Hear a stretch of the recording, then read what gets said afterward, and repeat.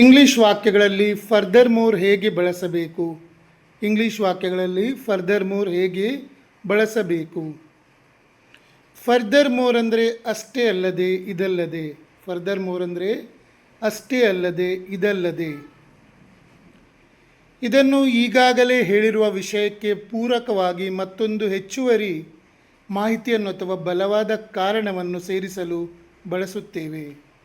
ಇದನ್ನು ಈಗಾಗಲೇ ಹೇಳಿರುವ ವಿಷಯಕ್ಕೆ ಪೂರಕವಾಗಿ ಮತ್ತೊಂದು ಹೆಚ್ಚುವರಿ ಮಾಹಿತಿಯನ್ನು ಅಥವಾ ಬಲವಾದ ಕಾರಣವನ್ನು ಸೇರಿಸಲು ಬಳಸುತ್ತೇವೆ.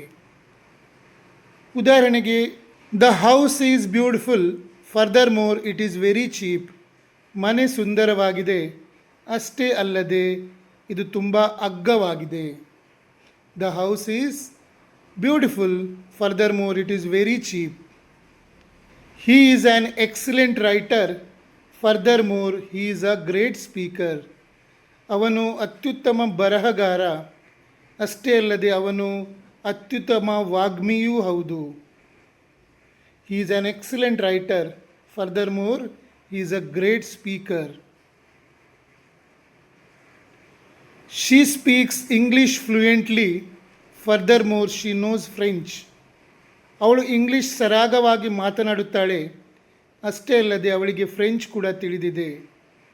She speaks English fluently, further more she nose French.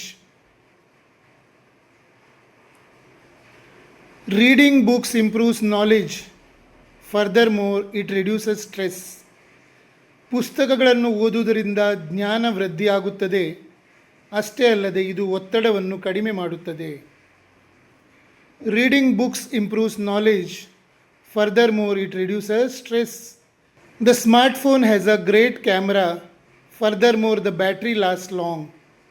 ಈ ಸ್ಮಾರ್ಟ್ಫೋನ್ ಉತ್ತಮ ಕ್ಯಾಮರಾವನ್ನು ಹೊಂದಿದೆ, ಅಷ್ಟೇ ಅಲ್ಲದೆ ಇದರ ಬ್ಯಾಟರಿ ದೀರ್ಘಕಾಲ ಬಾಳಿಕೆ ಬರುತ್ತದೆ. The smartphone has a great camera, furthermore the battery lasts long. Cycling is good for health, furthermore it saves money on fuel. Cycle ಚಾಲನೆ ಆರೋಗ್ಯಕ್ಕೆ ಒಳ್ಳೆಯದು, ಅಷ್ಟೇ ಅಲ್ಲದೆ ಇದು ಇಂಧನದ ಹಣವನ್ನು ಉಳಿಸುತ್ತದೆ. Cycling is good for health, furthermore it saves money on fuel. The hotel provides free breakfast, furthermore it has a swimming pool. ಈ ಹೋಟೆಲ್ ಉಚಿತ ಉಪಹಾರವನ್ನು ನೀಡುತ್ತದೆ, ಅಷ್ಟೇ ಅಲ್ಲದೆ ಇದು ಈಜುಕೊಳವನ್ನು ಸಹ ಹೊಂದಿದೆ. The hotel provides free breakfast. Furthermore, it has a swimming pool. He was late for work.